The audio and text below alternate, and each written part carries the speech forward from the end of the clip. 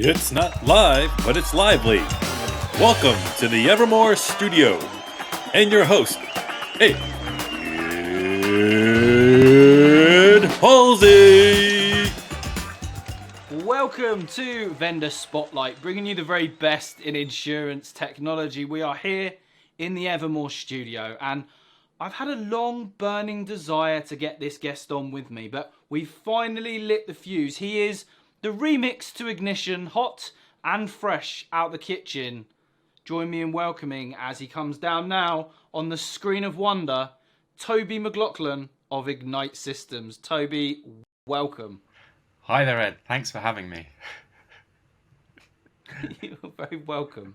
You're very welcome indeed. So, as always, we will have your 5 killer questions, followed by the Quickfire Round. But first, tell me a bit about you and your journey into insurance. Well, I had an interesting journey into insurance. I started out by meeting a bouncer outside a nightclub in Cambridge who needed someone to do hospitality at motorbike races. And I had a girlfriend at the time who was quite into motorbikes, so I took the job. Ended up doing hospitality work at motorbike races, at the British Superbike races, no less. And the girlfriend didn't last very long. She didn't like the noise, as it turned out. The reality wasn't quite what she thought it would be. But anyway, I got to meet a lot of insurance brokers at these races because the hospitality seemed to be just about insurance brokers. So I got talking to them, and one of the things they hated, it seemed, was their software provider. It was pretty much what they wanted to talk about quite a bit. So yeah, I thought to myself, you know what, once I've jacked in this hospitality stuff, I'm going to set up a software company and provide to these people who clearly need me. Hospitality's loss is InsurTech's gain, shall we say? Yes. I wasn't very good at it, actually. So, yeah, there wasn't much of a loss. It was no loss at all to hospitality, right? Fair enough.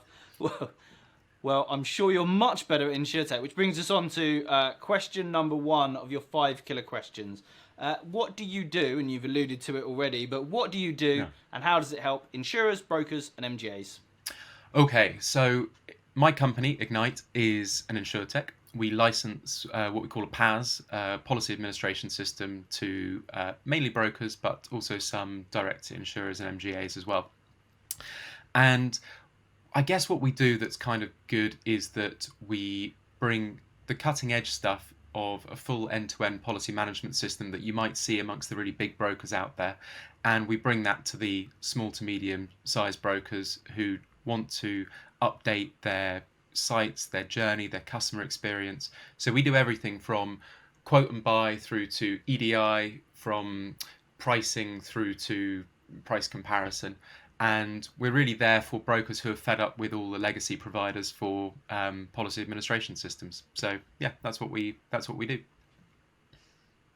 And what's the feature of that system of which you're most proud?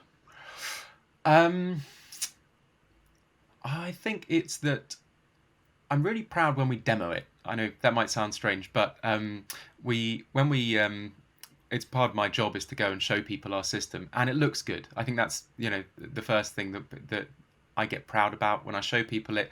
It looks cutting edge, and when people look at it, they think this is something I could buy, and my staff would actually thank me for it. It might feel like an upgrade.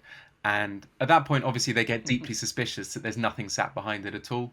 So I'm always quite proud at the moment where they ask difficult questions and our system actually does do everything that you'd need a modern brokerage to do. It's not a plugin that does a bit of it. It does the full spectrum that you'd need to run your entire brokerage. And so, yeah, that's that kind of makes me proud. That's what gives me the glow when I'm doing my demos. Excellent. And what is the biggest weakness that you currently have in the system? It's that tough interview question that we have to ask everyone. I think the biggest weakness of our company and our system, like any sort of the slightly younger insurtechs out there, is the panel of insurers that we have access to. So I'm very proud that we've broken down a number of doors. We've got full cycle EDI with companies like LV and Market Study and big insurers like that. But to get the full range of product across the board so that you're able to really offer full range of open market stuff, that's something we're still working on. It's still a work in progress. So that's probably our biggest weakness right now, I guess.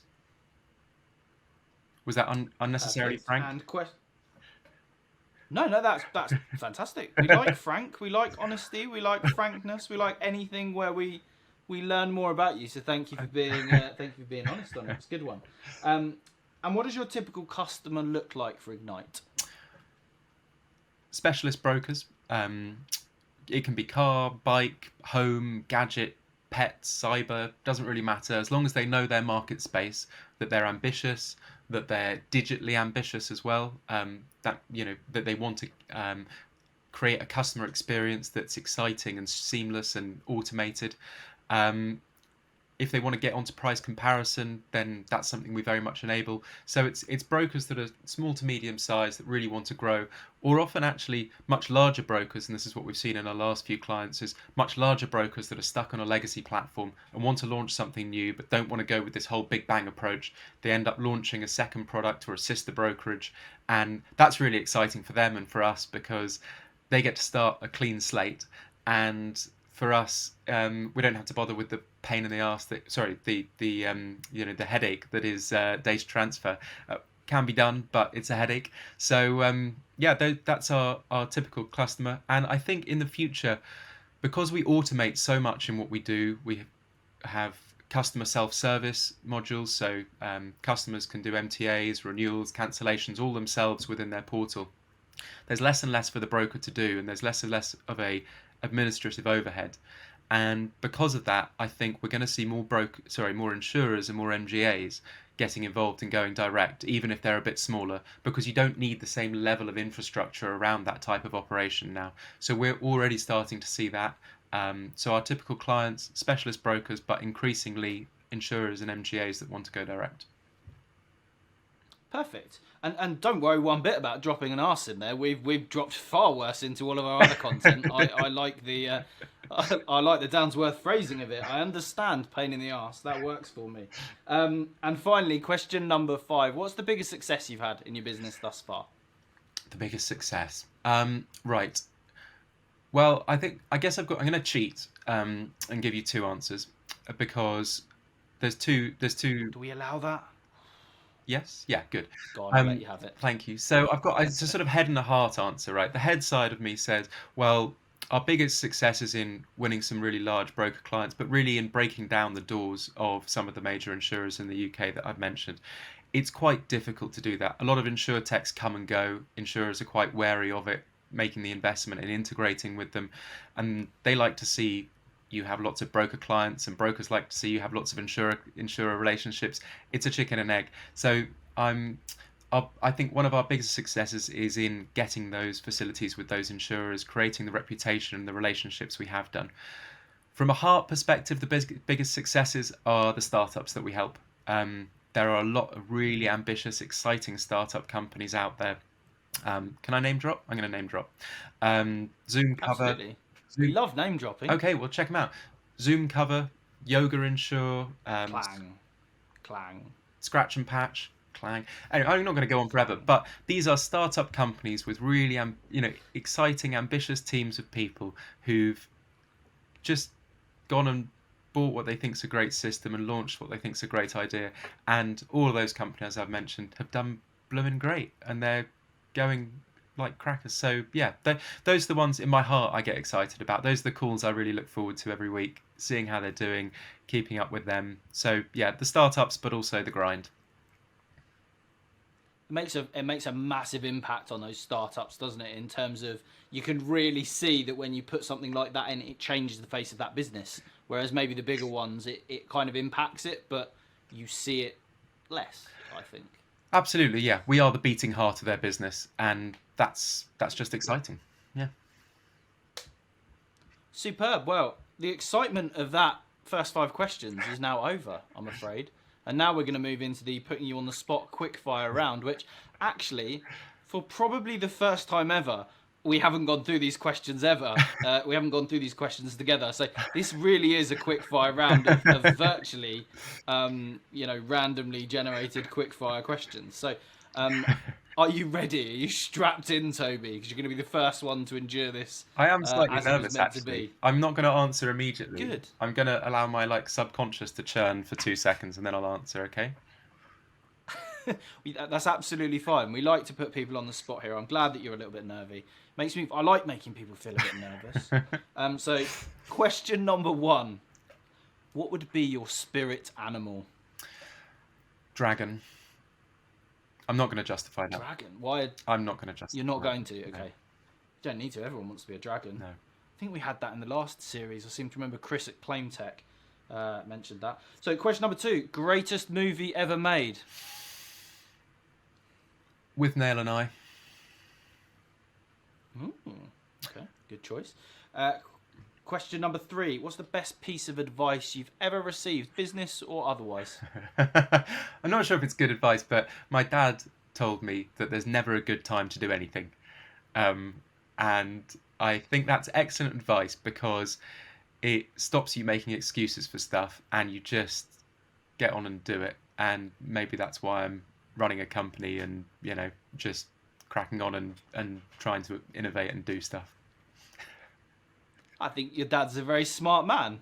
Absolutely. That was a good piece of advice. Question number 4. InsurTech with or without an E? Yes, we are still persisting with this. So, with or without an E? I'm actually kind of a massive pedant when it comes to grammar and spelling, and even I don't care. The fact is, it's not a real word, InsurTech, and so it doesn't really matter. But I guess, given that one of our sort of internal mottos is always try and reduce the scope of works, streamline and simplify, there's one that has one fewer letter in, so that's the one for me. I got really excited there momentarily because I thought you were going to be the first person in what will now be 20 episodes to say InsurTech with an E. When you came in, you came in with I'm a real pedant on spelling. I can't even say it. I was expecting that we might be going down there having an E. I had the party poppers ready. I had a buzzer here that I was going to hit. Things were going to fall from the ceiling, but no. No, you're just with everyone else. You're like everyone else, Toby. You just think it should not have an E in it. But no, absolutely. It's not got an E in it, folks. I think we've kind of come to that conclusion. You're going to have to stop asking eventually. I'm never going to stop. I'm going to keep flogging that dead horse until this show ends, which might be soon if I don't stop asking it. Question number 5. Who would be your dream board member? Ooh, dream board member. I think probably Warren Buffett. I think he feels cuddly. I don't get along with people who are too spiky. I think there's a lot of board. The impression of what board meetings like is often quite sort of fiery and difficult. But I'm very pally with all my board members, and I'd want someone that I felt that we could sort of be nice and open with and have, and I'm sure he'd also know an insane amount and have some good advice. So that too, but basically because he seems cuddly. And if nothing else, he'd be great for some additional funding if you needed it, I would imagine. Yes, actually, I hadn't even thought of that, but yeah. Maybe we should get you on welcome. You can have that one for free. Yeah, I know exactly. I can sniff money out wherever. Yeah, I think one of us would be more useful than the other, to be honest, and it's not me. So, question number 6. Greatest ever sports person? Oh, James Willstrop. In my you're infinite ignorance, I have no idea who that is. No idea. So James, absolutely no idea. Anyone at home? Well, it depends if you play squash or not.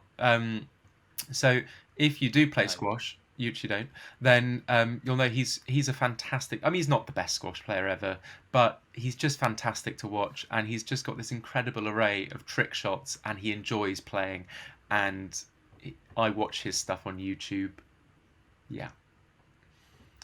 So he's my choice. I mean, I've squashed a few things, but I'm not. I mean, this isn't the body of a man who regularly plays squash or any other physical activity. I get out of breath running a bath. Well, get yourself on YouTube and have a look at James Willstrop, because I think it'll make you want to get inside a squash court and whack a little bit of rubber around. I quite like. I have played squash, and I have to say I found squash a little too fast for me, but I did like racquetball. I found that little, losing that kind of 20% of speed. I found made it that little bit more enjoyable. I remember playing with my cousin at Centre Parks, but she was about 4 years older than me, and she wiped the court on me. Anyway, going far too much into my backstory now with this. Moving on. Question number 7. Your favourite other InsurTech? Oh, I've thought of a naughty answer. Transactor. Or go on. Yeah, they're my favourite. Transactor? Mm-hmm. Yeah. Do please tell. Well, we get a lot of our clients from them. Lovely. I like that as an answer. That is a naughty answer, but I like it. Of course, OpenGI now, aren't they? They were acquired by OGI a while ago, but yes. They no longer exist. They were So I think that's a safe answer. Yeah. Yeah. They were a favourite other InsurTech of mine for a long period as well in a former life. So yeah, absolutely. Question number 8. What is your go-to takeaway order? And as I said to Elliot at Owit when he was on, I want you to go full Smithy on this one. What is it you order from the takeaway, not what takeaway do you go to? Okay, so it's actually a Lebanese place that's down the Brixton Road near where I live. Well, it's not on the Brixton Road, but anyway, it's by the by. No one's going to look this up. So we're going with meze platter. You've got your falafel, your baba ganoush, your hummus, the dips you can't even mention. Just with the hot pita breads. You want mixed grill as well. I'm getting hungry now. I am as well. It's kind of. It's. I can't say the time because otherwise it'll completely ruin the timestamp on this episode. But I'm hungry. Put it that way. Yeah, mixed grill. You can have rice or salad or chips, and if you're buddies with them, you can ask for all 3. They just pile it up for you, and they do a mean tiramisu as well to finish you off. So yeah, that's when I've had a long day looking after the kids. My wife and I just can't be bothered to cook. Then it's the Lebanese. Hayat Lebanese, if you want to look it up. Very nice. And speaking of food, question number 9 is, if you were having a dinner party, what 3 guests would you invite? You can have anyone you like, living, dead, real, fake, whatever you want. Okay. By which, when I say fake, I obviously mean a character, not as in they're a massive fake. No, I understand. I understand. I think I understand. Unnecessary clarity. Okay. All right. Right. So I'd have Nicholas Tesla, because he did some amazing things and also took quite a few secrets to his grave.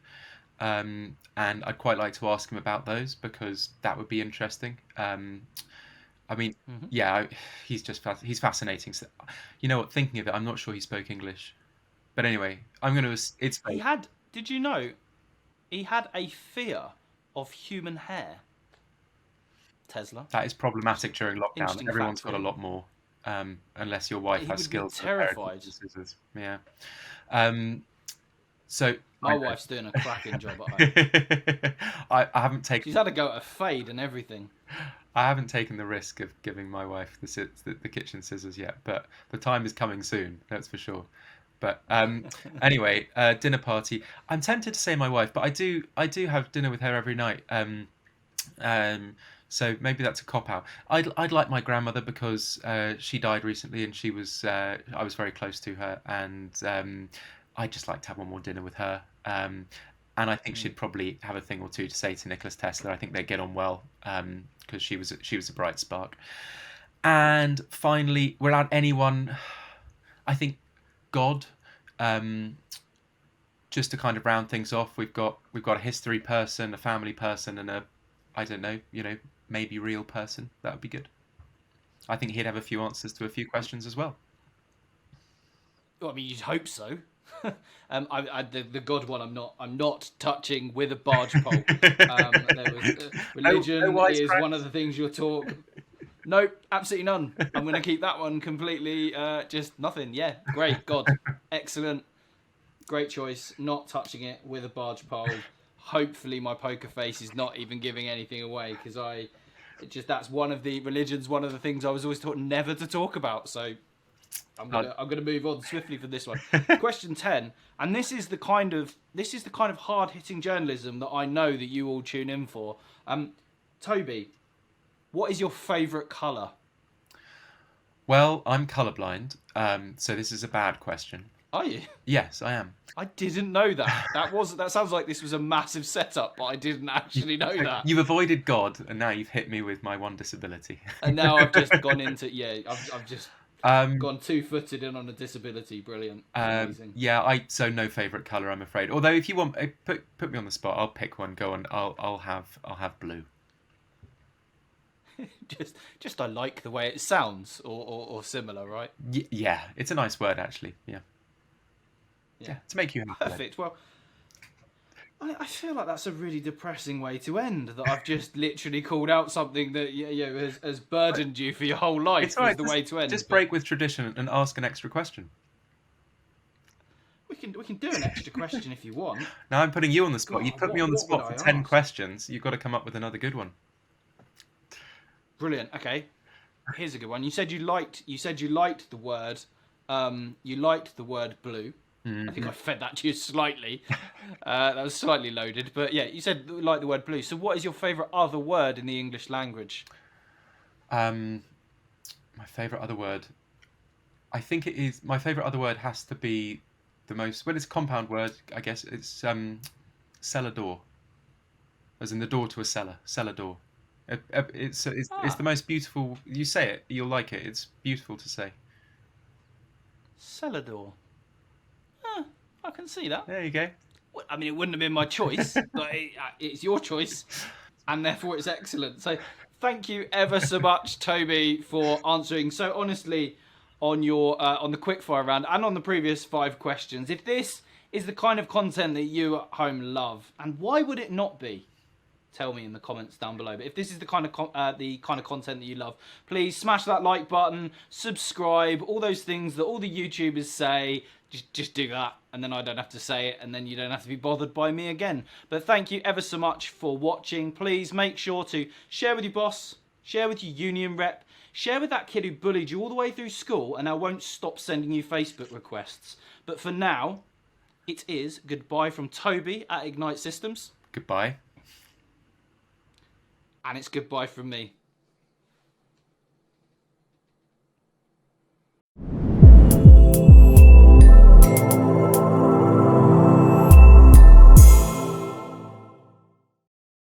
Well, you're a glutton for punishment, staying all the way to the end, but I really appreciate it. Now, if you want more content like this, please make sure to subscribe over here, somewhere. Am I anywhere near it? Not sure.